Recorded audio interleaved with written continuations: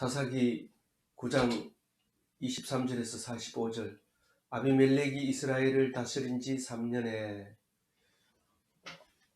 아비멜렉이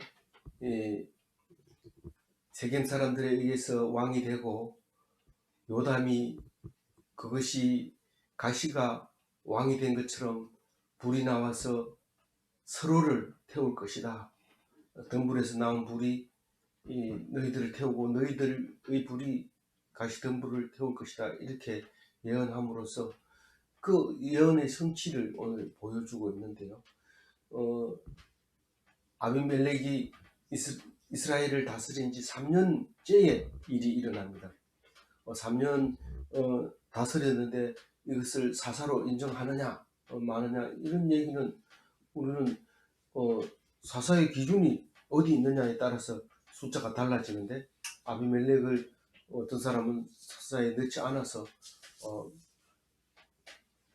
12명이다 이렇게 하는데, 아비멜렉을 넣게 되면 13명이죠.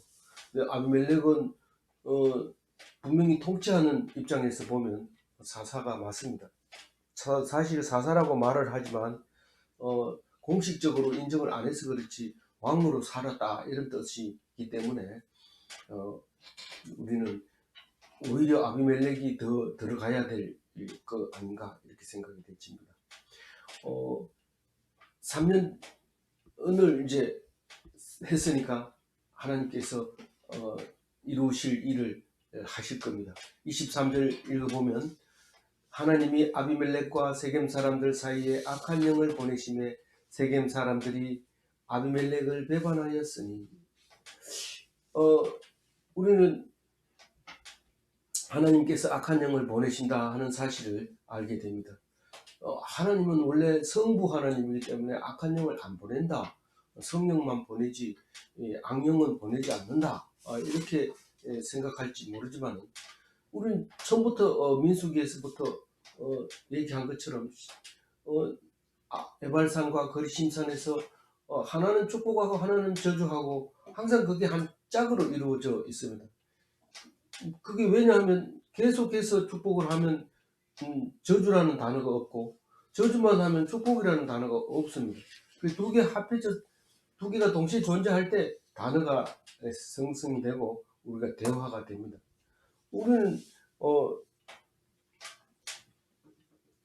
그렇게 되어 있는 사실을 안 것처럼, 우리는 어떤 죄를 지었을 때 벌을 받는 것이 그게 하나님의 사랑입니다.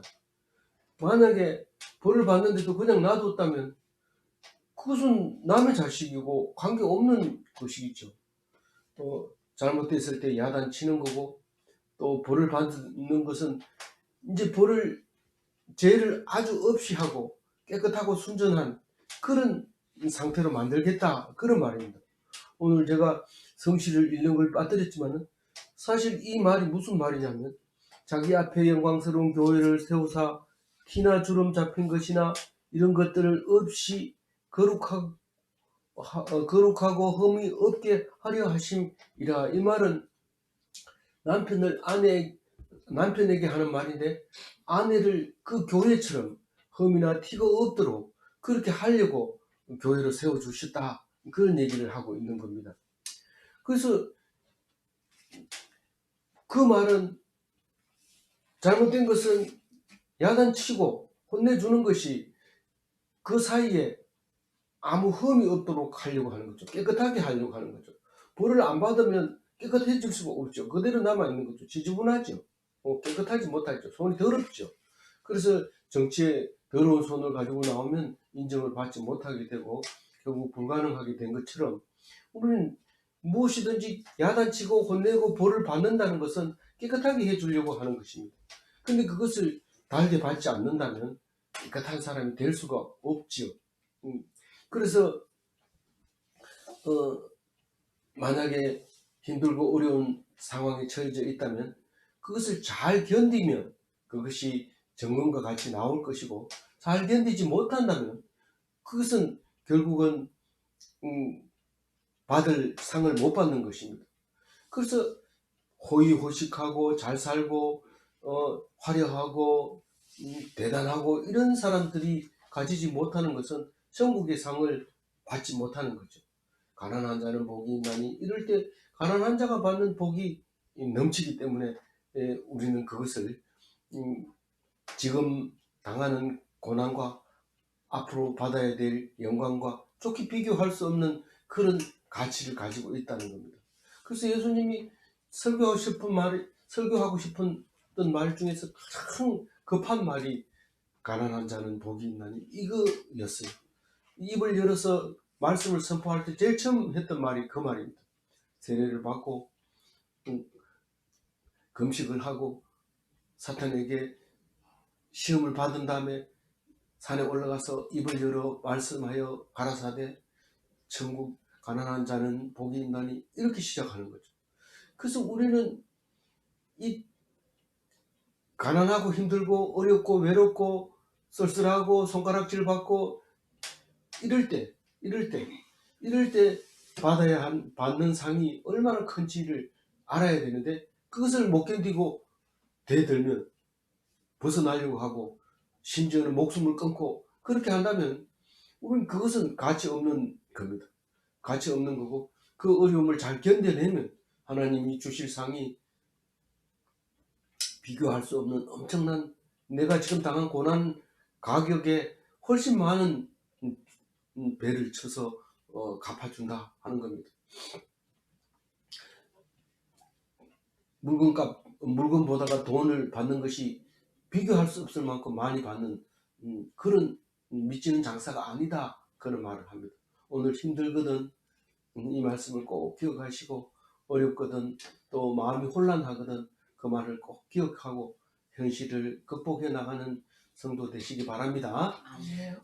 오늘 그 말씀하고 이 말씀하고 무슨 관계가 있느냐 싶지만은, 이 세겜 사람들이 아비멜렉을 왕으로 세운 것은 사실 생각이 짧아서 그랬어요. 뭐 그렇게 하면 안 되는 건데, 그러나 모든 사람이 한결같이 하는 말이 어쩔 수 없었다. 우리는 그 자리에서 반대할 수 있는 사람이 있었다면 그날 바로 죽었을 수도 있는 거다. 그렇게 얘기했을 때, 그렇다고 해도 악한 것은 악한 겁니다. 어쩔 수 없었다고 해서 무죄라고 말하지 않습니다, 하나님. 그래서 무죄하게 죽인 사람들의 피를 갚기 위하여 악한 영을 보냈습니다. 악한 영을 보내면 아주 순식간에 변합니다. 그렇게 가깝던 사람이 순식간에 탁 돌아서는 거죠. 그것은 막 하나님이 하시는 일을 보면 놀랍죠.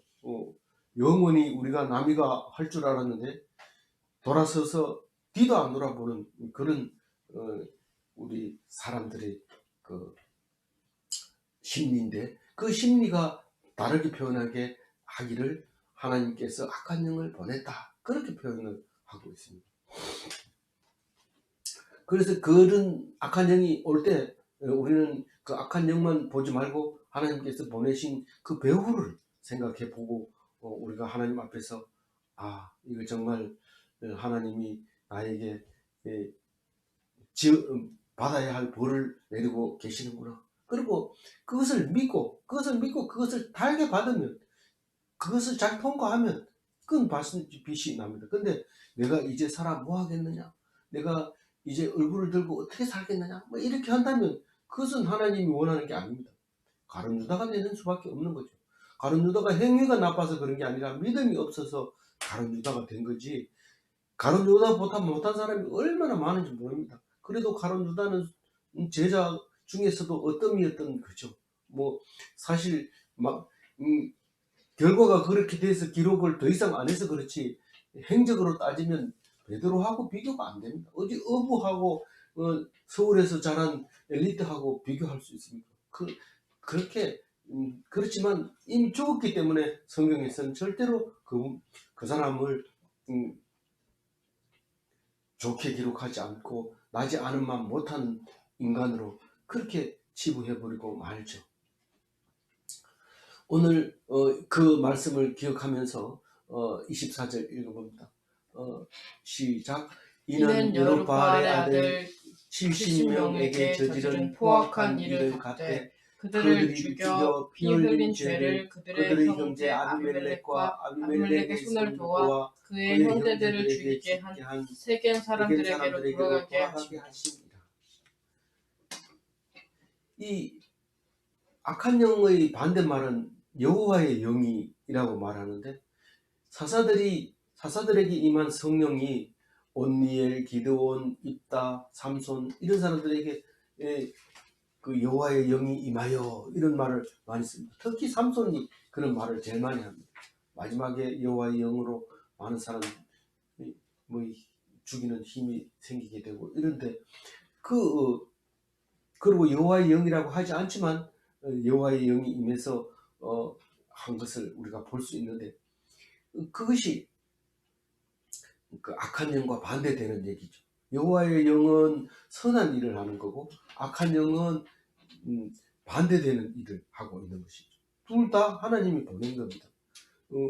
이것은 하나님이 나를 나쁘게 할 이유가 뭐가 있냐, 이런데 따져보면은 나쁘게 야단 안 치면 큰일 날 뻔했던 것을 알 수 있는데, 그게 부모이기 때문에, 사랑이기 때문에 그렇다는 것을 알아야 합니다. 지금 급박하고 숨 돌릴 틈이 없지만 사실은 이것이 하나님의 사랑이라는 것을 언제 알아요? 나중에 압니다. 지금은 저주 같고 욕먹는 것 같지만, 사실 70명을 한 바위에서 사람을 죽일 때 어떻게 사람 취급했습니까? 싸워서 덤벼들 수 있도록, 칼을 뺄 수 있도록 기회를 줬습니까? 그 기회조차도 안 주고 짐승 잡듯이 잡아놓고, 그래도 싸울 수 있어서 도망가고 피할 수 있고 칼을 뺄 수 있도록 기회 준 것만 해도 엄청난 대접이라는 사실을 알아야 됩니다. 사실 한꺼번에 다 죽어야 되지만 오늘 죽는 장면을 보여주고 있습니다. 25절 읽어봅니다.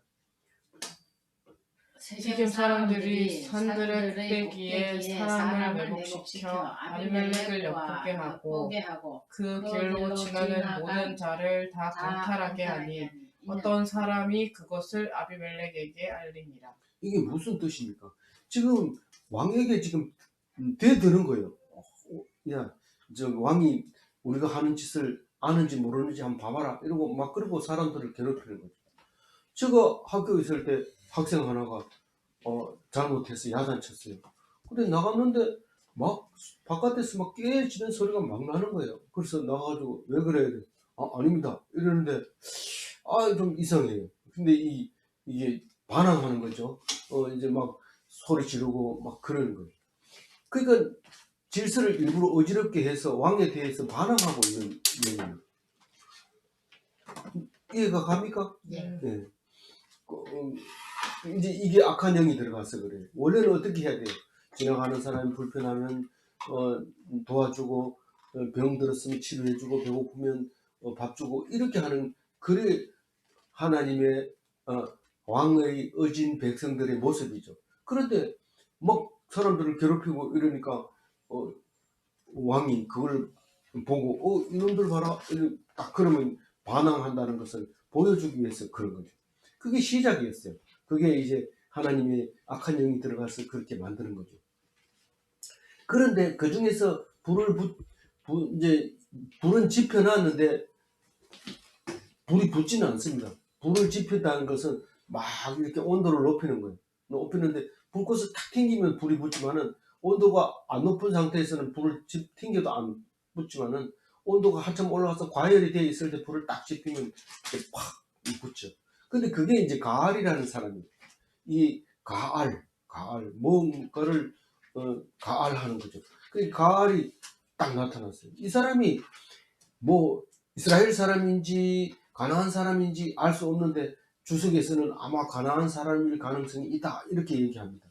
왜냐하면 그 바알을 섬기는 이렇게 익숙해져 있는 걸로 보면은, 그래서 어쨌든 이 가알이 나타나가지고 왕권에 대해서 대항하는 이야기를 하고 있습니다. 26절 읽어봅니다.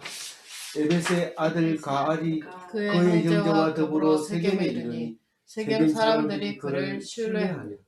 이 가알이 형제들 데리고 혼자 온 게 아니고 떼거리를 데리고 세겜에 딱 나타나가지고 있는데, 세겜 사람들이 그 사람들을 좋아해요. 믿어요. 의뢰해요. 근데 왜 그럴까요? 패기가 당당하니까요. 다니면서 우리는 어려움을 다 해결해 줄 수 있다. 막 이런 식으로 하고 이러니까 사람들은 우리는 지금 그런데 좀 너희들은 의롭다. 뭐 이런 식으로 막 이렇게 좋아하고 신뢰했던 거죠. 27절 읽어봅니다. 그들이 밭에 가서 포도를 거두어다가 밟아 짜서 연회를 베풀고 그들의 신당에 들어가서 먹고 마시며 아비멜렉을 저주하니. 예, 정승들을 읽어주면 좋겠습니다. 이게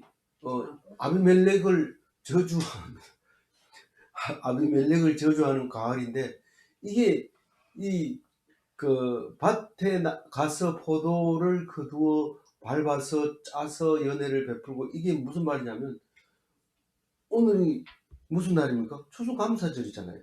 추수감사, 포도를 거두는 것은 아무 때나 거둘 수 있는 게 아닙니다. 가을이 돼야 거두습니다.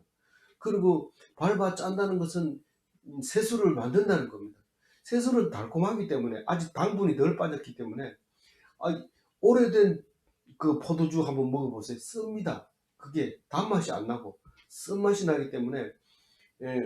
근데 새 포도주는 단맛이 아직 덜 빠졌기 때문에 알코올과 단맛이 한꺼번에 있어가지고 많이 먹으면 자기도 모르게 취하는 거죠. 세술에 취했다는 신약 성경도 에도 나오지만은, 세술에는 자기도 모르게 폭 빠져가지고 정신을 차리려 해도 못 차립니다.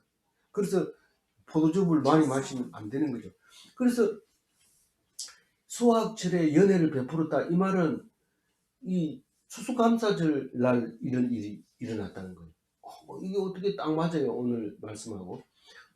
맞췄지요. 이런데 누가 맞췄? 매일성경 편집자들이 맞춰서 했는데, 하여튼 그 추수감사절날 일이 터집니다. 이 그들의 신당이 뭡니까? 바알버릿이라고 하는 계약의 바알 그 신전이 있었던 거죠. 그 신당에 들어가 가지고 이제 추수감사절날 신 앞에서 제일 먹고 많이 그리고 신당이 아니면 많이 모일 수가 없어요. 그래서 신당에서 먹고 말하자면 화목제를 드리고 이제 모여서 즐겁게 노는 거죠. 거기에서 이제 술이 취해 놓으니까 이제 하고 싶은 얘기를 막 하는데, 그 속에 있는 말을 하는 거죠. 술 취해가지고 하는 말이 다 뜻이 있는 거죠. 그래서 28절 읽어봅니다. 에벳의 아들 가알이 이르되 아비멜렉은 누구며 세겜은 누구이기에 우리가 아비멜렉을 섬기리요? 그가 여룻바알의 아들이 아니냐? 그의 신복은 스불이 아니냐? 차라리 세겜의 아버지 하몰의 소손을 섬길 것이라. 우리가 어찌 아비멜렉을 섬기리요? 예, 여기 쓰여져 있는 말들이 다 그러하듯이 우리가 압축해서 하고 싶은 말은 다 있는데, 그것을 압축하다 보니까 오히려 우리는 이해가 더 안 됩니다. 안 될 수도 있습니다. 이게 28절이 무슨 말이냐면, 아비멜렉을 왜 섬기는데, 이런 말입니다. 여룻바알 아들이지 않냐? 이 여룻바알이 누굽니까? 기드온인데 기드온을 지금 선대하고 있어요? 선대하지 않고 있어요? 선대하지 않고. 뭐 그 집안 별 볼 일 없어 이러고 잊어버린 지 오래된 거예요. 여룻바알 아들 이러면 등급이 떨어지는 걸 얘기하는 겁니다. 높이는 게 아니고. 그리고 그 우리의 방백이라고 말하는 그 스불이라는 그 사람, 아비멜렉이 임명한 거 아니냐? 우리가 왜 그 사람이 임명한 그 스불을 따라야 되느냐? 세겜 사람도 아니고 뭐 이렇게 얘기를 막 하는 거죠. 따져보면 100가지가 넘습니다. 이게 뭐 말이 되냐 이런 게. 우리는 유튜브를 보다 보면은 한 가지를 봐놓으면 계속 그쪽 방향으로 막 보여줍니다. 우리가 쇼핑몰에 들어가서 클릭을 한번 해놓으면 그게 계속 뜹니다. 똑같은 비슷한 거 막 이렇게 뜹니다. 그러니까 우리는 그냥 정신 놓고 살다 보면은 어디로 흘러가는지 몰라요. 정신 차리고 있어야 돼요. 그래서 막 이제 아비멜렉에 대해서 막 여러 가지로 막 얘기합니다. 차라리 너희들이 세겜 사람 아니냐? 하물의 아들 세겜 아니냐? 하물의 아들 세겜을 뽑아 가지고 섬겨야 되지. 왜 이게 말이 되냐? 차라리 이 세겜에서 왕이 나와야 된다. 뭐 이렇게 막 얘기하는 겁니다. 29절 읽어봅니다. 이 백성이 내 수하에 있었더라면 내가 아비멜렉을 제거하였으리라 하고 아비멜렉에게 이르되 내 군대를 측원해서 나오라 하니라. 그 29절도 다른 성경을 이렇게 읽어보면 많이 빠졌어요. 중간에 내용을 많이 빼가 압축해서 이렇게 했어요. 한 절이 더 있어야 되는데 무슨 말이냐면 술이 쳐가지고 하는 말이기는 합니다. 그렇지만 만약에 이 백성이 내 수하에 있었더라면 이러면 너희들이 전부 나에게 내 명령권 통솔권만 나에게 준다면 난 아비멜렉을 제거하겠다 이런 얘기입니다. 물론 소리쳐서 하는 얘기지만 그런데 소리쳐가지고 세겜 사람들도 소리쳐서 그래 알았다 그럼 우리 니들 따를게 네가 한번 앞장서 봐라 이러니까 아비멜렉에게 가가지고 네가 군대를 정원해서 나오라 이렇게 한 거예요. 네가 지금 군대가 얼마 안 되니까 군대를 더 뽑아가지고 나에게 대들어 봐라 이렇게 얘기했다고 합니다. 그런데 사실은 그렇게 하면은 이야기가 좀 간단해져 버리잖아요. 너무 간단해지니까 이게 그게 아니라 소리치해서 하는 말이인데 나오라고 얘기를 했다. 뭐 이렇게 이제 29절입니다. 좀 복잡하게 이제 해설을 했는데 그게 그런 얘기. 그러고 나니까 이제 그 서불이 누구라고요? 아비멜렉의 신복이잖아요. 시므온 방백이잖아요. 그러니까 그 사람이 가만히 있으면 직무유기로 걸리죠. 그래서 밀서를 보냅니다. 전가를. 이게 말이 안 된다. 급하다. 이래가지고 확 써가지고 도장 꽉 찍어서 인봉해가지고 급속도로 빨리 이 아비멜렉 왕에게 전달을 하죠. 30절 읽어봅니다. 그 성읍의 방백 스불이 에벳의 아들 가알의 말을 듣고 노하여 31절 읽어봅니다. 사자들을 아비멜렉에게 가만히 보내어 이르되 보소서 에벳의 아들 가알과 그의 형제들이 세겔에 이르러 그 성읍이 당신을 대적하게 하니. 예, 가알이 대적하고 있고 세겜 성읍이 동조하고 있습니다. 이렇게 얘기합니다.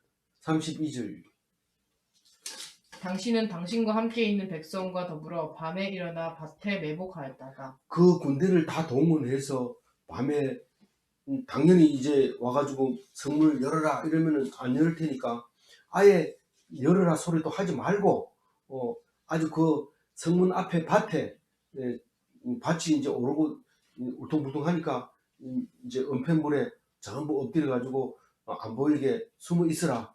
그러면 문이 열릴 때 그때 들어가라. 그러면서 33절 읽어봅니다. 아침 해 뜰 때에 당신이 일찍 일어나 이 성읍을 엄습하면 가알 및 그와 함께 있는 백성이 나와서 당신을 대적하리니 당신은 기회를 보아 그에게 행하소서 하니. 이 33절 말은 정확한 말은 모르지만 아침 일찍이 공습을 하게 되면 급습을 하게 되면 가알과 세겜 사람들이 제압할 수 있습니다. 이런 말입니다. 그러니까 아침 일찍 이게 문을 열고 이제 아직 사람들이 정신 못 차리고 있을 때 딱 들어가면 이 사람들이 대적을 할 텐데 그때 제압을 하는 것이 가장 효과적입니다라고 얘기를 했습니다. 정확하게는 그렇게 했는지 아닌지 모르지만 그런 뜻입니다. 34절 읽어봅니다. 아비멜렉과 그와 함께 있는 모든 백성이 밤에 일어나 네 때로 나누어 세겜에 맞서 매복하였다. 그러니까 성공합니다. 이제 아비멜렉이 제압합니다. 그 세겜 성읍을 제압하게 되는데 다시 말해서 가알이 이제 도망갑니다. 가알이 도망가게 되는데 어떤 일이 있었냐면 그 급하게 보낸 밀서가 효과가 있어서 아비멜렉이 신속하게 조치를 취한 거죠. 그래서 밤에 일어나가지고 네 때로 나눕니다. 이 네 때 중에서 한 개는 아비멜렉이 직접 이제 지휘를 하죠. 세 때와 이제 한 때, 이래가 네 때가 이제 세겜 성 앞에서 이제 숨어 있었습니다. 35절 읽어봅니다. 에벳의 아들 가알이 나와서 성읍 문 입구에 설 때에 아비멜렉과 그와 함께 있는 백성이 매복하였던 곳에서 일어난지라. 그래서 가알이 성읍 문 입구에 설 때 왜 입구에 섰느냐? 그것은 여러 가지 생각할, 사실은 우리가 압축해서 썼더라도 상당히 오랫동안 생각하고 성경을 기록을 하고 있기 때문에 우리는 이 말씀을 수천 년 동안 변함없이 그대로 우리에게 전달됩니다. 만약에 빠지거나 들어간 게 있어도 그대로 사본으로 우리에게 전달된 성경이기 때문에 이제 이야기의 초점은 가알에게만 있는 거지 다른 사람은 필요 없습니다. 어쨌든 아침 시간이 되면 성문을 엽니다. 장사꾼도 나가야 되고 농사꾼도 밭에 나가야 되고 또 군인들은 또 나름대로 정찰하기 위해서 문 열어야 되고 성문이 딱 열렸다 이런 말입니다. 35절 성문이 열렸을 때 아비멜렉 부대 네 부대 중에 아비멜렉 했는 부대가 딱 일어나서 이제 일어났어요. 그러니까 어떤 일이 일어났냐면 36절 읽어봅니다. 그 백성을 보고 스불에게 이르되 보라 백성이 산 꼭대기에서부터 내려오는도다 하니 스불이 그에게 이르되 내가 산 그림자를 사람으로 보았느니라 하는지라. 이 36절 뭐 안 써도 안 됩니까? 안 써야 됩니다. 왜냐하면 지금 스불이 밀서를 보냈다는 것을 가알이 알 수가 없기 때문에 없다는 뜻을 말하고 또 실제로 뭐 낌새를 쳐질 것 같으니까 스불이 지금 혼란하게 만들어 주고 있다는 이야기를 하고 있는 거죠. 그래서 네가 뭐 헛것을 보는 모이다 이래가지고 안심하게 만들어 놓는 거죠. 시간을 버는 거죠. 스불이 도와주는 거죠. 37절 읽어봅니다. 가알이 다시 말하여 이르되 보라 백성이 밭 가운데를 따라 내려오고 또 한때는 무오느님 상수리나무 길을 따라 오는도다 하니. 네. 근데 맨 처음에 이제 그 아비멜렉이 인도하는 부대가 먼저 일어납니다. 네 부대가 있는데 먼저 일어나서 딱 보여주니까 헛것을 본다 이렇게 하니까 또 딴 데서 딱 일어납니다. 원래 아비멜렉 부대가 하는 대로 따라하는 도록 돼 있으니까 딱 일어나니까 또 여기서 일어나고 이러니까 이거 이거 또 온다 이렇게 하는 거죠. 이 모느님 상수리 나무는 어딘지는 몰라요. 여기 한 군데밖에 안 나오기 때문에 성경에서 그래서 모르지만은 분명히 이 길을 따라서 내려오는 한때가 있다 이렇게 하니까 38절에 이제 읽어봅니다. 스불이 그에게 이르되 내가 전에 말하기를 아비멜렉이 누구이기에 우리가 그를 섬기리요 하던 그 입이 이제 어디 있느냐 이들이 내가 업신여기던 그 백성이 아니냐 청하노니 이제 나가서 그들과 싸우라 하니. 네. 뭐 자세하게 얘기하면 복잡하고 간단하게 얘기해서 네 아비멜렉 보고 사람을 동원해서 정원해서 나오라 했잖니. 이제 나가 싸우라. 이 얘기도 뭐 길게 얘기는 한 게 아닙니다. 그래서 이 아비멜렉은 그 가알은 어쩔 수 없습니다. 뭐 싸울 수밖에 없습니다. 뭐 네가 그렇게 비밀을 그렇게 해가지고 네가 살아남을 줄 아느냐. 뭐 둘이 싸울 필요도 없습니다. 그냥 이 사람들이 아비멜렉 군대니까 한번 나가서 싸우라 이렇게 하니까 싸우는데 뭐 이길 수 있겠어요. 39절 읽어봅니다. 가알이 세계 사람들보다 앞에 서서 나가 아비멜렉과 싸우다가. 예, 가알이 그 했는 말이 있기 때문에 세겜 사람들보다가 제일 앞에 서서 그래 내가 했는 말이 있으니까 내가 너희들보다 앞장서서 나갈게. 그리고 이제 능동적으로 하는 거죠. 하나님 사람은 능동적으로 하지 않고 피동적으로 합니다. 항상. 근데 앞서서 나가죠. 자기가. 그래서 40절 읽어보죠. 아비멜렉이 그를 추격하니 그 앞에서 도망하였고 부상하여 엎드러진 자가 많아 성문 입구까지 이르렀더라. 그 말이 무슨 말입니까? 40절 아비멜렉은 도망갔고 성문은 닫혀버렸어요. 그러니까 사람들이 부상해가지고 성 안으로 들어가지 못한 사람들이 그냥 널브러져 있는 거죠. 성문은 닫혀버렸으니까 이제 성을 정복하지는 못하고 여기까지만 다 그 가알만 쫓아낸 것만까지만 이야기가 40절에서 끝납니다. 끝나서 가알은 쫓아내고 그리고 아직 남아있어 세겜 성읍을 정복을 해야 됩니다. 갑자기 이 부하였던 그 성읍이 대적이 돼가지고 골칫거리로 남아있죠. 이걸 정복하는 것이 이제 다음 이야기인데 41절 읽어봅니다. 아비멜렉은 아르마에 거주하고 스불은 가알과 그의 형제들을 쫓아내어 세겜에 거주하지 못하게 하더니 그래 아비멜렉은 이제 그 가알이 도망가고 없으니까 아루마라 하는 곳에 거주했다는 것은 거주했다는 것은 며칠 밤을 자는 것처럼 보여지지만 사실 거기에서 유하고 이런 말입니다.